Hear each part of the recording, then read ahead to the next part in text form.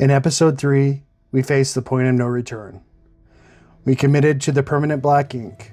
Now the darkness is fixed, but the darkness is not the end of the story. The final commitment isn't in the ink, it is in the light. In the final act of Measure of a Soul, we are bringing that light. We are going to color the chaos using every single shade to paint a picture of God's unconditional love.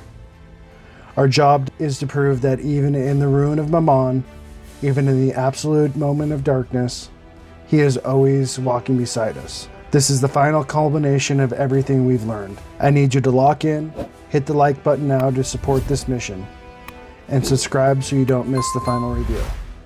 Today, we are answering the question that started this journey.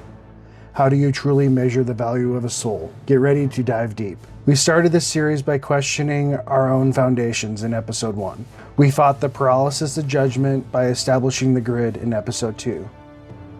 We chose the action of surrender by laying the permanent ink in episode 3. Now we face the final spiritual struggle, accepting the grace and light we need to finish the work. We must learn to paint with the faith that asks for nothing in return. I want to know what part of this series, the plank, the narrow path, or the surrender, was the hardest lesson for you. The sheer volume of color is irrelevant if we do not apply it with intention. We must give a further explanation to this essential step, color swatching. Many beginners skip this, but it is necessary to see the true color on the paper for reference. Markers never look the same on the caps as they do on the paper, and this is compounded by the type of paper that we are using, the Bristol board. This is vital because alcohol markers are transparent. The color you see is a combination of the ink pigment and the whiteness of the paper reflecting back through it.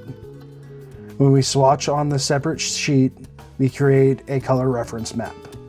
Without it, we risk misjudging the subtle differences between, say, a cool gray and a warm gray.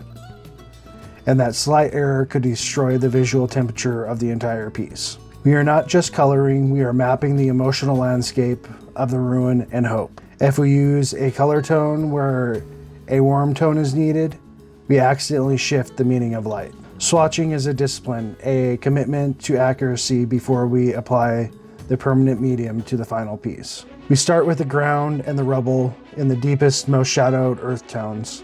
Cool grays, rich siennas, and sepia browns. The ground is where the bowl has fallen. It represents the utter ruin of the world's false foundation.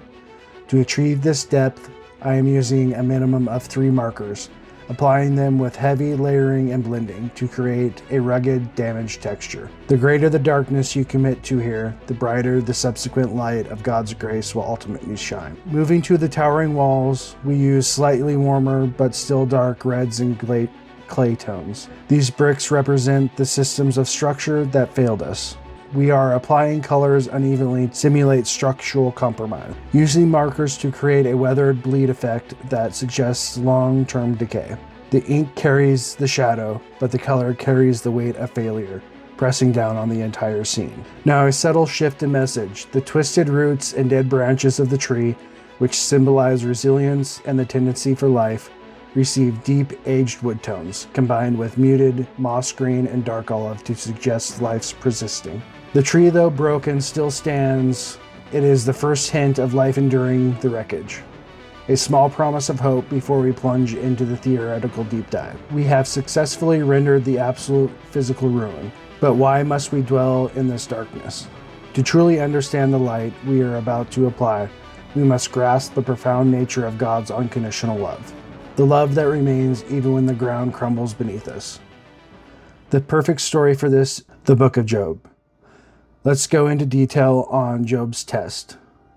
Job was a man in the land of Uz.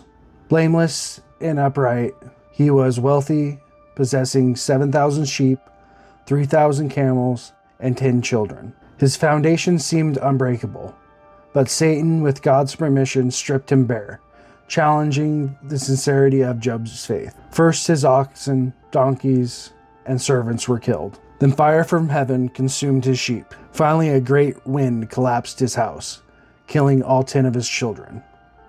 The weight of this loss is represented in the heavy, cracked brickwork of our drawing. But the test was not over. Satan struck Job with painful sores, from the soles of his foot to the crown of his head. Job was left on an ash heap, scraping his sores with a shard of pottery. The physical manifestation of his ruin matches the artistic ruin we have just created. This entire sequence is a spiritual lesson in how quickly the world's definition of value, wealth, health, and family structure can vanish, leaving us to question if our own soul has any value left at all. Job's 3 friends came to comfort him, but they failed. Their philosophy was simple and flawed. They demanded Job must have sinned. God is perfectly just, therefore your suffering must be punishment. Confess it, and God will restore you. This is the paralysis of judgment we fought in episode 2. We often project our flawed human systems onto God, thinking his love is a transaction. The friends were painting Job's life with the colors of human fairness, denying the absolute core of God's grace. Their long speeches were the wide road, easy to preach, but spiritually empty. Job had to argue for his innocence, holding on to the narrow truth that he had been faithful, even while questioning God's actions. When God finally speaks from the whirlwind, he doesn't offer a simple explanation. He gives Job a tour of his power. The behemoth, the leviathan, the creation.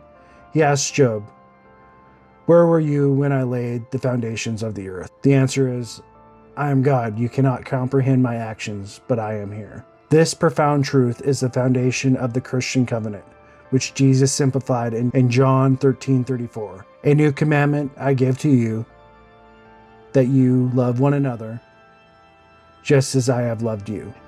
You also are to love one another." This is the core of our message. God's unconditional love is so absolute that our response is simply to share that love. Even in the silence of suffering, even when the chaos makes no sense, he is not absent. He is always walking beside you. God's presence is the ultimate answer. Job didn't get his answers, he got God. And that unspeakable presence is the only true foundation. This brings the concept of the entire series together into a final actionable pathway. Foundation in episode 1. The only unspeakable foundation is God's nature itself, his permanence and his love. Judgment in episode 2. We must cease our own judging, like Job's friends, and trust God's sovereignty, even in its mystery. Surrender in episode 3. Job's final act was not demanding explanations, but repenting in dust and ashes, and worshiping the God whose powers he could not comprehend. This is the action of surrender. The light we must find when applying the final colors to truly give it all to him. We must stop demanding the explanation for our suffering and start accepting his unwavering presence. Now we color the center of the light and the living, the rescuer and the child. I use warm, soft skin tones and muted light yellow-orange for the coat, making them stand out sharply against the dark brickwork. Its immediate contrast is vital. This is the unconditional love in action. The simple, pure command from John 13:34. The coloring here must be bright and immediate. I'm using the colorist blender pen specifically around the edges of these figures to soften the boundary and create a visual aura of grace and hope, emphasizing the internal nature of the rescue. The bowl receives cooler, slightly metallic gray and bronze tones. We use blue grays and subtle metallic effects on the surface to give it a sense of cold, inanimate strength. The dead idol of Mammon.